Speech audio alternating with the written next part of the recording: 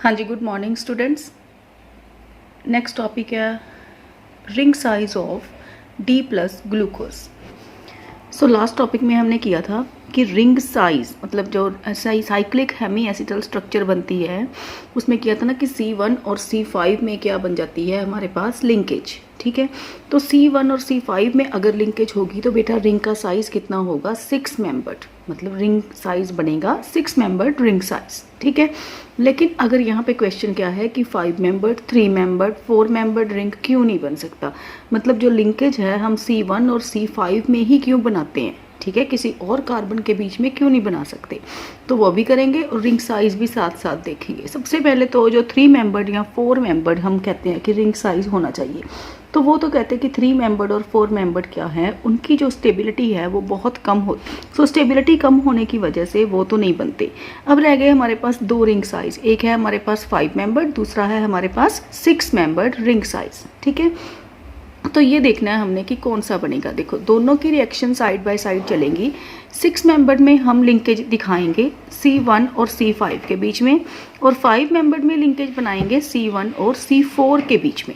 ठीक है, डिफरेंस पता लगा कि 6 मेंबर्ड में जैसे हमने पिछली स्ट्रक्चर में बनाया था, ओपन चेन से बनाई थी ना हमने अल्फा और बीटा की स्ट्रक्चर, वहाँ पे किया था ना कि C1 और C5 के बीच में साइक्लिक हेमी एसिटल स्ट्रक्चर बनाई थी। ठीक है, तो सबसे पहले हम स्टार्ट करेंगे 6 मेंबर्ड का। तो 6 मेंबर्ड का देखो सबसे पहला क्या है हमारे पास, हमने जो ग्लूकोज है, ग्लूकोज को मिथाइल अल्कोहल से रिएक्ट करवाने के बाद उसके ग्लूकोसाइड्स बना लिए। ठीक है, तो ये क्या है C1 और C5 के बीच में लिंकेज, तो ये किसको एक्सप्लेन करेगा 6 मेंबर्ड रिंग को। ठीक है, तो अब क्या किया, अब इसकी डाई मिथाइल सल्फेट और सोडियम हाइड्रोक्साइड के साथ रिएक्शन की। ठीक है, तो क्या होगा, जितने भी फ्री OH ग्रुप हैं हमारे पास वो किस में कन्वर्ट हो जाएंगे OCH3 ग्रुप में। तो जितने भी OH ग्रुप हैं वो किस में कन्वर्ट हो गए OCH3 ग्रुप में। ठीक है, तो हमारे पास ये वाला कॉम्प्लेक्स बन गया। अब उसके बाद हमने क्या किया, इस कंपाउंड को ट्रीट किया विद डाइल्यूट HCl। तो क्या होगा, सिर्फ जो C1 कार्बन है ना, जो एसिटल कार्बन है, ये वाली एसिटल कार्बन वो हाइड्रोलाइज होगी। ठीक है, क्योंकि जो एसिटल्स हैं बेटा वो ईजिली हाइड्रोलाइज हो सकते हैं as compare to ordinary ethers, क्योंकि ये वाली कार्बन क्या है, फर्स्ट कार्बन एसिटल कार्बन। ठीक है, बाकी क्या है ईथर्स। तो जो एसिटल्स हैं उसकी हाइड्रोलिसिस जल्दी हो जाती है एज कम्पेयर टू ईथर्स। ठीक है, तो सिर्फ जो C1 कार्बन है वो क्या होगी हाइड्रोलाइज। तो उसकी हाइड्रोलिसिस के बाद हमारे पास क्या बन गया, C1 पे क्या आ गया हमारे पास OH ग्रुप। ठीक है, तो ये क्या है इक्विलिब्रियम पोजीशन पे प्रेजेंट है। ठीक है, क्या this compound is a cyclic hemi acetal which occur in equilibrium with a very small proportion. Clear, so open chain forms, जो ओपन चेन है तो ये हो गया, ये देखो ये जो है हमारे पास साइक्लिक हेमी एसिटल स्ट्रक्चर, इसकी बहुत कम अमाउंट में हमारे पास ओपन चेन भी है, मतलब ये दोनों क्या है एक दूसरे के इक्विलिब्रियम में। ठीक है, तो अगर हम ओपन चेन बनाएंगे तो फर्स्ट कार्बन पे क्या आ जाता है हमारे पास एल्डिहाइड। ठीक है, तो उसके बाद हम क्या कर रहे हैं इसकी कि इसको हमने ट्रीट किया विद नाइट्रिक एसिड। तो नाइट्रिक एसिड से ट्रीट करने के बाद यहाँ पे क्या होगा बेटा, से ट्रीट किया तो नाइट्रिक एसिड ने क्या करना है, एल्डिहाइड वाली कार्बन को किस में कन्वर्ट कर देना है एसिड ग्रुप में। ठीक है, तो ये बन गया हमारे पास एसिड। ठीक है, उसके बाद यहाँ पर क्लीवेज करनी है। क्लीवेज किससे करनी है, देखो फर्स्ट कार्बन जब हमने ओपन चेन बनाई थी तो ध्यान से देखो ओपन चेन में फर्स्ट कार्बन जो है वो किस में कन्वर्ट होगी एल्डिहाइड में, और जो 5th कार्बन जिसपे बोन बना हुआ है वो किस में कन्वर्ट होगी सेकेंडरी अल्कोहल में। तो आपको पता है जब हम इसकी ऑक्सीडेशन करेंगे तो नाइट्रिक एसिड के साथ जो एल्डिहाइड है वो क्या देते हैं एसिड, और जो सेकेंडरी अल्कोहल्स हैं वो क्या देते हैं कीटोन्स। ठीक है, तो यहाँ पर देखो कीटोन है तो कीटोन के आइदर साइड पे क्लीवेज करनी है। ठीक है, मतलब ये देखो यहाँ पे जो डॉटेड शो किया हुआ है ना, इसका मतलब है यहाँ से भी क्लीव हो रहा है बॉन्ड, और 5 देखो 1 2 3 4 5 C4 और C5 के बीच में बॉन्ड ब्रेक होगा। ठीक है, तो C4 और C5 के बीच में बॉन्ड अगर ब्रेक हुआ तो क्या होगा, 4 कार्बन सेपरेट 2 कार्बन सेपरेट। ठीक है, लेकिन अगर सपोज करो 5 और 6 के बीच में बॉन्ड ब्रेक हो रहा है तो फिर क्या होगा, 5 कार्बन सेपरेट और 1 कार्बन सेपरेट। ठीक है, तो ये बन गया हमारे पास। अगर हमारे पास C5 और C6 के बीच में लिंकेज होगी तो हमारे पास क्या बनेगा ट्राई मिथॉक्सी ग्लूटेरिक एसिड, और अगर हमारे पास C4 और C5 के बीच में लिंकेज होगी क्लीवेज होगी तो फिर क्या बनेगा डाई मिथॉक्सी सक्सिनिक एसिड। ठीक है। यहाँ पर इम्पॉर्टेंट पॉइंट क्या है, ये जो है ना ट्राईमिथॉक्सीग्लूटारिक एसिड, इसका बनना ज़रूरी होता है। मतलब ये जो है ये रिंग साइज को एक्सप्लेन करता है, ठीक है, कि आपने एंड में यही बोलना है कि हमारे पास अगर ट्राईमिथॉक्सीग्लूटारिक एसिड हमने बनाना है तो वो तभी बनेगा अगर यहाँ पर क्लीवेज क्या है, यहाँ से होगी 5 और 6 में से, ठीक है। तो नेक्स्ट देखो, ये हमने क्या किया था कि अगर हमारे पास C1 और C5 के बीच में लिंकेज है, अगर हम करें कि C1 और C4 के बीच में लिंकेज है, देखो C1 और C4 के बीच में लिंकेज, सेम प्रोसेस करनी है बिल्कुल कि जैसे डाइमिथाइल सल्फेट और सोडियम हाइड्रोक्साइड के साथ ट्रीट किया तो क्या होगा, सारे OH ईथर्स में कन्वर्ट हो जाएंगे। फिर हमने क्या किया था, उसकी हाइड्रोलिसिस विद HCl, तो फर्स्ट कार्बन हाइड्रोलाइज होती है, तो फर्स्ट कार्बन हाइड्रोलाइज क्योंकि एसिटल्स जल्दी हाइड्रोलाइज होते हैं तो वो हाइड्रोलाइज हो गया, उसके बाद उसकी ओपन चेन बन जाती है। तो ओपन चेन बनने के बाद हम उसको जब ट्रीट करते हैं विद नाइट्रिक एसिड तो फर्स्ट कार्बन किस में कन्वर्ट हो जाती है बेटा, एसिड में, और जो सेकेंडरी अल्कोहल है वो किस में कन्वर्ट हो जाती है, कीटोन्स में, ठीक है। तो ये बन गया। उसके बाद हमने क्लीवेज करनी है, तो यहाँ पर देखो, यहाँ पर क्या है, अगर आप क्लीवेज करोगे तो क्या है 1 2 3, या तो 3 और 4 के बीच में करोगे या 4 और 5 के बीच में करोगे। इसका मतलब हमारे पास 5 मेंबर जो ट्राईमिथॉक्सीग्लूटारिक एसिड है वो नहीं बनेगा। सो इसलिए ये रूल आउट हो जाता है कि 5 मेंबर्ड रिंग नहीं बनेगा, हमारे पास क्या बनेगा, 6 मेंबर्ड रिंग। मतलब आपने ये दोनों जो प्रोसेस हैं, ये दोनों चार्ट्स रिएक्शंस के देने के बाद सिर्फ आपने इतना ही लिखना है कि यहाँ पर ट्राईमिथॉक्सीग्लूटारिक एसिड नहीं बन रहा, इसलिए 5 मेंबर्ड रिंग नहीं बनेगा, 6 मेंबर्ड रिंग बनेगा, ठीक है। उसके बाद बेटा हमने क्या करना है, सिर्फ और सिर्फ structures, draw the structure of alpha and beta glucose, उसके जो है हमारे पास प्रोजेक्शन फार्मूले वो करने हैं। देखो यहाँ पर है हमारे पास जैसे अल्फा बीटा, ठीक है, तो क्या है, हमने 6 मेंबर्ड रिंग बनाया, ठीक है। तो 6 मेंबर्ड रिंग में 6th पोजीशन पे क्या है, O, क्लियर। तो सिर्फ और सिर्फ इनकी स्ट्रक्चर, सिर्फ आपने स्ट्रक्चर्स को ड्रॉ करना आना चाहिए आपको कि कैसे है। देखो यहाँ पर HOH थर्ड कार्बन पे सिमेट्री का डिफरेंस होता है, तो यहाँ पर क्या आ गया, OH, ठीक है, फिर HOH CH2OH, क्लियर। सो ये अकेली सिर्फ स्ट्रक्चर्स करनी है, ठीक है। सो सिर्फ स्ट्रक्चर्स करनी है आपने। उसके बाद है हमारे पास जो और कुछ भी नहीं करना, ग्लूकोज की स्ट्रक्चर्स बेटा और फ्रक्टोज की स्ट्रक्चर्स।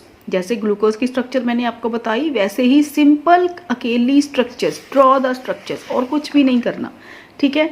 उसके बाद ये बड़ा इंपॉर्टेंट है आपके पास कि difference between ribose and two deoxy ribose. देखो मैंने क्या बोला, ribose and deoxy ribose. Ribose और डीऑक्सी राइबोज में क्या डिफरेंस है, डीऑक्सी का मतलब होता है कि D means removal, oxy means oxygen की रिमूवल, कि राइबोज में जो सेकेंड कार्बन है उस पर जो OH लगी होगी वो डीऑक्सी राइबोज में नहीं होगी, वहाँ पर क्या होगा, H।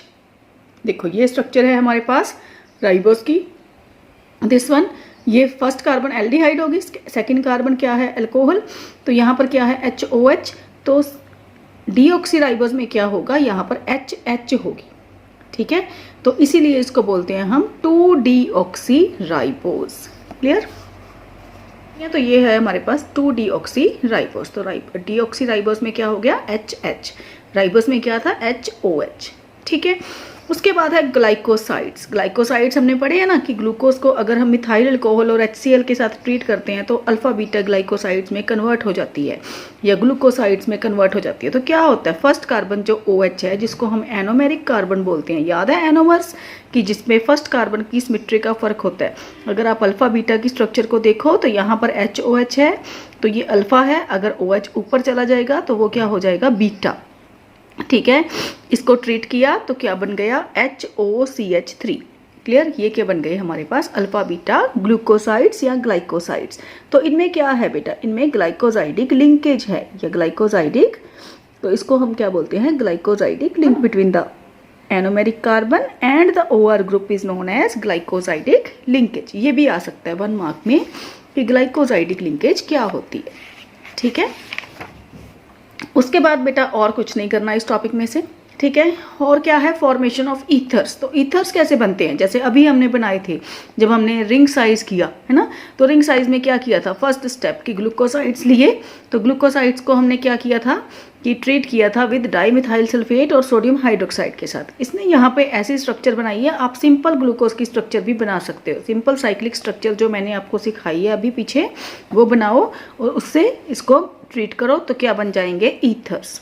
ठीक है, वो सिंपल आप जो हम बनाते हैं ना साइक्लिक हेमी एसिटल स्ट्रक्चर, वो बना के आप ईथर्स को एक्सप्लेन कर सकते हो। ये वही रिएक्शन है जो हमने उसमें की है रिंग साइज में।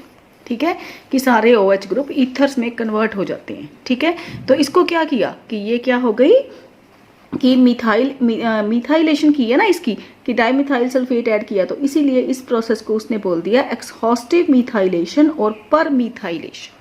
ठीक है, कि एक्सेस में हमने मिथाइल है जो वो ऐड कर दिया। क्लियर, जैसे हमने ईथर्स बनाए हैं वैसे ही हमने बनाने हैं एस्टर्स। तो एस्टर्स भी इजी हैं। ईथर्स के लिए हमने ऐड किया डाईमिथाइल सल्फेट और एस्टर्स के लिए हम ऐड कर रहे हैं एस्टिक एनहाइड्राइड एंड पिरिडीन। ठीक है, यहाँ पर भी आप वही वाली स्ट्रक्चर बनाओ, साइक्लिक हेमी एसिटल स्ट्रक्चर। ठीक है, तो क्या बन जाएंगे हमारे पास, एस्टर्स। ओके, तो यहाँ तक बेटा जो मोनोसेकेराइड्स थे वो कंप्लीट हो गए आपके। ठीक है, उसके बाद है हमारे पास डाइसेकेराइड्स। डाइसेकेराइड्स क्या होते हैं, डाइसेकेराइड्स वो हैं जो आफ्टर हाइड्रोलिसिस हमें 2 यूनिट्स ऑफ मोनोसेकेराइड यूनिट्स देते हैं। ठीक है, जैसे हमारे पास है सुक्रोज, तो सुक्रोज आफ्टर हाइड्रोलिसिस हमें क्या देता है, ग्लूकोज एंड फ्रक्टोज। ठीक है, तो इसमें ना सिर्फ और सिर्फ ये जो प्रॉपर्टीज दी हुई है ना, जैसे 3 डाइसेकेराइड्स पढ़ने हैं हमने। ठीक है, सुक्रोज, माल्टोज, लैक्टोज, तो ये जो प्रॉपर्टीज है ना बेटा, सिर्फ और सिर्फ ये प्रॉपर्टीज और इनकी स्ट्रक्चर ये करनी है, और कोई भी स्ट्रक्चर कुछ भी नहीं करना, एक्सप्लेनेशन सिर्फ और सिर्फ ये प्रॉपर्टीज। देखो क्या है प्रॉपर्टीज में, फर्स्ट प्रॉपर्टी जैसे sucrose is colourless crystalline solid, इसमें समझाने वाला कुछ भी नहीं है। इट इज डेक्स्ट्रो रोटेटरी, जब हम इसको हीट करते हैं तो इसके मेल्टिंग पॉइंट के तो ये वाटर लूज करेगा और गिव अ ब्राउन मास। ठीक है, ऐसे। तो इसमें एक क्वेश्चन है, ये बहुत इंपॉर्टेंट है कि सुक्रोज को हम इन्वर्ट शुगर क्यों बोलते हैं। देखो सुक्रोज को इन्वर्ट शुगर का मतलब है कि बिफोर हाइड्रोलिसिस जो सुक्रोज है वो क्या होती है, डेक्स्ट्रो रोटेटरी, लेकिन अगर हम सुक्रोज की हाइड्रोलिसिस कर देते हैं तो ये क्या बन जाती है, लीवो रोटेटरी। तो डेक्स्ट्रो में क्या है हमारे पास प्लस साइन और लीवो में क्या है हमारे पास माइनस साइन। तो डेक्स्ट्रो रोटेटरी और लीवो ऐसा क्यों होता है, जो कि जब हम सुक्रोज को देखो, जब हम सुक्रोज को हाइड्रोलाइज करते हैं तो ये किस में कन्वर्ट होती है बेटा, ग्लूकोज एंड फ्रक्टोज में। तो जब ये ग्लूकोज और फ्रक्टोज में कन्वर्ट हुई, इसकी सुक्रोज की जो स्पेसिफिक रोटेशन की वैल्यू है वो कितनी है, 66.5। जो ग्लूकोज है उसकी है 52.5, जो फ्रक्टोज है उसकी है 92.8। ये प्लस वाली है, ये माइनस वाली है। जो माइनस वाली वैल्यू है वो क्या है, ज़्यादा, तो वही डोमिनेट करेगी ना। इसीलिए ये क्या है कि जो इसकी स्पेसिफिक रोटेशन है ये ओवरऑल क्या बन जाता है, लीवो रोटेटरी, क्योंकि फ्रक्टोज बन गया है यहाँ पर। ठीक है, जिसकी स्पेसिफिक रोटेशन की वैल्यू क्या है, ज़्यादा। Clear, as compare to glucose, जो कि ग्लूकोज क्या है, डेक्स्ट्रो, फ्रक्टोज क्या है, लीवो। सो ओवरऑल जो है कॉम्प्लेक्स वो क्या बन जाता है बाद में, लीवो रोटेटरी। इसीलिए हम इसको बोलते हैं इन्वर्ट शुगर। और ये क्वेश्चन बहुत बार आता है कि इन्वर्ट शुगर किसको बोलते हैं। ठीक है, तो उसको कि सुक्रोज को इन्वर्ट शुगर क्यों बोलते हैं। ठीक है, उसके बाद है बेटा देखो, सिर्फ और सिर्फ ये स्ट्रक्चर ये वाली ये आपने ड्रॉ करनी है। ठीक है, जैसे हमने कहा कि ये इस स्ट्रक्चर में दिया क्या हुआ है कि हम बोलते हैं कि ग्लूकोज जो सुक्रोज है वो कैसे बना, कि ग्लूकोज और फ्रक्टोज से। तो ग्लूकोज और फ्रक्टोज मिलके सुक्रोज बना, तो ये जो लिंकेज है ये क्या शो कर रही है, ग्लूकोज और फ्रक्टोज की मिले और ये पूरा कॉम्प्लेक्स क्या बन गया, सुक्रोज। ठीक है, तो सिर्फ ये स्ट्रक्चर बेटा आपको बनानी आनी चाहिए। ये 2 बार 3 बार आप बना के देखोगे तो फिर आपको बनानी आ जाएगी। ठीक है, उसके बाद है हमारे पास माल्टोज। तो माल्टोज में भी सिर्फ आपने ये देखो, ये स्ट्रक्चर है ना, जो ये इसके जो भी पॉइंट्स दिए हुए हैं ये कुछ नहीं है आपके सिलेबस में। क्लियर, तो सिर्फ और सिर्फ प्रॉपर्टीज, ये सिर्फ प्रॉपर्टीज आपने लर्न करनी है। एक बार रीड करोगे तो याद हो जाएगी ये।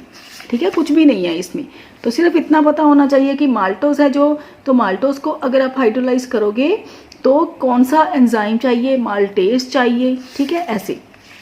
उसके बाद है ऐसे ही माल्टोज की स्ट्रक्चर, ये वाली स्ट्रक्चर करनी है आपने। सिमिलरली हमने लैक्टोज का, ठीक है, लैक्टोज कहाँ पर होती है, मिल्क में जो शुगर होती है वो है लैक्टोज, तो ये हो गई लैक्टोज की स्ट्रक्चर। ठीक है, और कुछ भी नहीं करना बेटा इस टॉपिक में से आपने। क्लियर, बिल्कुल सिंपल है। उसके बाद है पॉलीसेकेराइड्स। पॉलीसेकेराइड्स हम किसको बोलते हैं कि पॉलीसेकेराइड्स वो होते हैं जो after hydrolysis n units of monosaccharides दें, तो उसको हम बोलते हैं पॉलीसेकेराइड्स। आपके पास यहाँ पर फर्स्ट पॉलीसेकेराइड है स्टार्च, ठीक है। तो स्टार्च क्या है, जब स्टार्च की हाइड्रोलिसिस करोगे तो क्या बनेगा, n यूनिट्स ऑफ ग्लूकोज बनेंगे, ठीक है। तो स्टार्च के भी ऐसे ही, ये जो 2-3 पॉइंट्स दिए हुए हैं ये आपने लर्न करने हैं, ठीक है। तो स्टार्च के बेटा 2 कंपोनेंट्स होते हैं, एक होता है एमाइलोज, दूसरा होता है एमाइलोपेक्टिन। स्टार्च क्या है, there are 2 components of starch, amylose and amylopectin. और ये इंपॉर्टेंट है कि स्टार्च है जो वो डीप ब्लू कलरेशन देता है विद आयोडीन सोल्यूशन। ये स्टार्च का टेस्ट हो जाता है, ठीक है, कि आयोडीन के साथ इसने ब्लू कलरेशन देनी है। तो एमाइलोज और एमाइलोपेक्टिन ये करना है आपने। तो बिल्कुल सिंपल है बेटा, इसमें तो कुछ भी ज़्यादा नहीं करना, सिर्फ इसका इतना ही कर लो कि एमाइलोज ये जो प्रॉपर्टीज़ दी हुई हैं, ठीक है।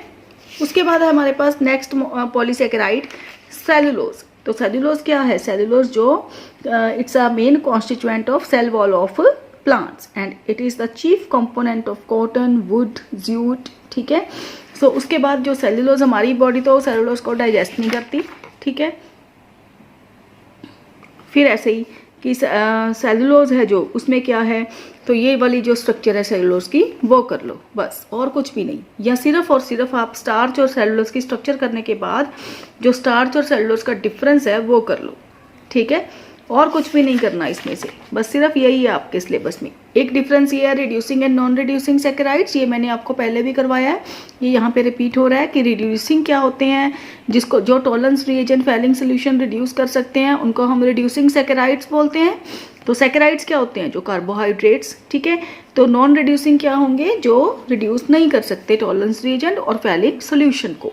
तो उसमें कौन सी आती है एग्जाम्पल हमारे पास, सुक्रोज। देखो ये जो है ना reducing non reducing, anomer, epimer, ribose, deoxy ribose, ठीक है। स्टार्च और सेलुलोज में डिफरेंस, ये चारों डिफरेंस काफ़ी इंपॉर्टेंट है। जो फिफ्थ है हमारे पास म्यूटा रोटेशन, वो बहुत इंपॉर्टेंट है। लिमिटेशन ऑफ ओपन चेन, ये बहुत बार आया है, उसकी एविडेंसेस, उसको जस्टिफाई करो कि ओपन चेन नहीं बनती, हमारे पास रिंग स्ट्रक्चर बनती है, उसके एविडेंसेस क्या हैं। ऐसे वो जो मैंने आपको पहले करवाया था कि ओजाजोन फॉर्मेशन, वो भी एग्जाम में बहुत बार आई है, ठीक है। इसके बाद मैं आपको क्वेश्चंस लिख के देती हूँ कि कौन कौन से मैक्सिमम क्वेश्चंस बनते हैं इस चैप्टर में से। तो ये चैप्टर बेटा हमारा ख़त्म हो गया, ठीक है। सो ओके बेटा, थैंक यू सो मच।